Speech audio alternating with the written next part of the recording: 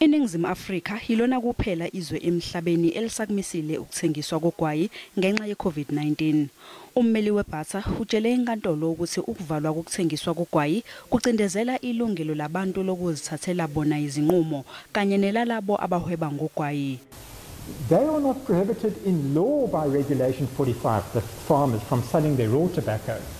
But they are in effect in a position where it's very, very difficult to sell because nobody would buy, and therefore they are likely to go out of business. So here's the minister, milady, from the lofty heights of her desk in Pretoria, saying it's just a cash flow problem, and the cash flow problem won't last forever.